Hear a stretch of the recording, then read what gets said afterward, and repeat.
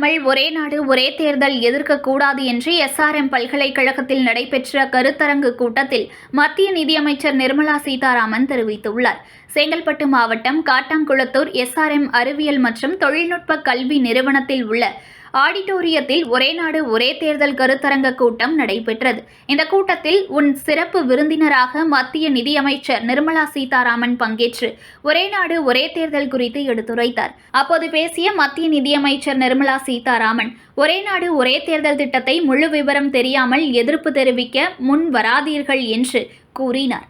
இந்த கருத்தரங்கு கூட்டத்தில் பாஜக கட்சி நிர்வாகிகள் மற்றும் எஸ்ஆர்எம் கல்லூரி மாணவர்கள் பங்கேற்று ஒரே நாடு ஒரே தேர்தல் குறித்து கருத்துக்களை கேட்டறிந்தனர். ஸ்திரம் இல்லாம கவர்மெண்ட் மாறிட்டே இருக்கிறது, இதை நம்ம யோசிக்கிறோம். சீக்கிரத்தில் வேற ஏதாவது முடிவெடுத்து அந்த ஸ்டெபிலிட்டி ஃபேக்டருக்கு நம்ம ஒர்க் பண்ணணும். ஏன்னா ஜனநாயகத்தில் மக்களுடைய ஓட்டுக்கு எவ்வளவு முக்கியம் இருக்கோ அந்த முக்கியத்துவம் எப்போ பலன் கிடைக்கும், ஸ்டேபிளா அந்த கவர்மெண்ட்டை ஆட்சி செய்ய விடணும். ஆட்சி செய்ய விடாம தடுத்துக்கிட்டு அவங்களுக்கு மேலும் மேலும் ஸ்திரமில்லாம அவங்க இல்லையா நம்ம கட்சி இப்படி வந்துருச்சா, இல்லை நம்ம கவர்மெண்ட் சீர்குலையுதா, நம்ம கவர்மெண்ட்டுக்கு சப்போர்ட் குறையுதா அப்படிங்கிற அந்த இன்ஸ்டெபிலிட்டி மூலமாக தான் growth அஃபெக்ட் ஆகும். growth எப்போதும் growth பற்றி ஏன் பேசணும்? நல்ல growth இருந்துச்சுன்னா எல்லா முன்னேறத்துக்கான வாய்ப்புகள் கிடைக்கும். ஒரு குடும்பத்தில் இருக்கக்கூடியவங்களுக்கு வாய்ப்பு கிடைச்சிருச்சுன்னா அவங்க பெற்றா அவங்க பிள்ளைங்களை படிக்க வைப்பாங்க, நல்ல ஹாஸ்பிட்டல் கிடைக்கும், அதுக்கப்புறம் அவங்களுடைய வாழ்க்கை தரம் உயரும். அந்த வாழ்க்கை தரம் உயர்றதுக்கு அவங்கள தவிர வேற யாரும் பெட்டர் ஜட்ஜா இருக்க முடியாது. நீங்க எப்படி இருந்தா நீங்க ஏழ்மையிலேயே இருங்கன்னு சொல்ல மாட்டோம்னா யாருமே சொல்ல மாட்டாங்க. அதனால அந்த stability for the government is a very important factor. So election commission 1962 இருந்து ஒவ்வொரு ஜெனரல் எலெக்ஷன் ரிப்போர்ட்ஸையும் படிச்சுட்டு அவங்களும் சொல்றாங்க.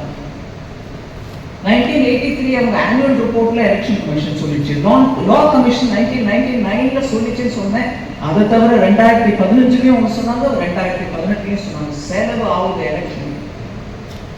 இத்தனை முறை எலெக்ஷன் ஒவ்வொரு தேர்ந்தெடுக்கப்பட்ட அரசும் கழிச்சுக்கிட்டே இருக்கும் அப்படின்னு அவங்களும் சொன்னாங்க. அதை தவிர national commission to review the working of the constitution 2002 உருவாக்கப்பட்ட அந்த கமிஷனும் சொல்லிச்சு இந்த மாதிரி திருப்பி எலெக்ஷன் இருக்கிறதுனால யாருக்கும் ஆதாயம் இல்லை, யாருக்கும் நல்ல நிலைமை கிடைக்கிறதுல வேணா அதை மாத்துங்க சிஸ்டம். அதே மாதிரி பார்லிமெண்ட் ஸ்டாண்டிங் கமிட்டின்னு நீங்க கேள்விப்பட்டிருப்பீங்க. எம்பிஸ் தேர்ந்தெடுக்கப்பட்ட எம்பிஸ் எல்லா கட்சியிலிருந்தும் ஒரு சின்ன ஸ்டாண்டிங் கமிட்டியா போடுவாங்க. அந்தந்த டிபார்ட்மெண்ட் ஃபினான்ஸ் ஒருத்தர், ஹெல்த் ஒருத்தர், எஜுகேஷன் ஒரு டீம் அப்படின்னு அந்த டீம்ல லோக்சபாவில் இருக்கக்கூடிய அனைத்து கட்சிகளோட ரெப்ரசன்டேட்டிவ்ஸும் வச்சு ஸ்டாண்டிங் கமிட்டி இந்த விஷயத்தை பற்றி பேசும், அந்தந்த விஷயத்தை பற்றி பேசும், எலெக்ஷன் ரிலேட்டட் விஷயத்தை பற்றியும் பேசுறாங்க. அவங்களும் சைமல்டேனியஸ் எலெக்ஷன்ஸ் ரெக்கமெண்ட் பண்றாங்க. 2017 நீதி ஆயோகோட ரிப்போர்ட்லயும் இதே தான் வந்துச்சு. சரி, இதெல்லாம் நீங்க என்னமா ரிசர்ச் பாடி அவங்க சொல்றதை பத்தி சொல்லுங்க, கட்சிகள் என்ன நினைச்சாங்கன்ற பத்தி பேசலையே அப்படின்னு.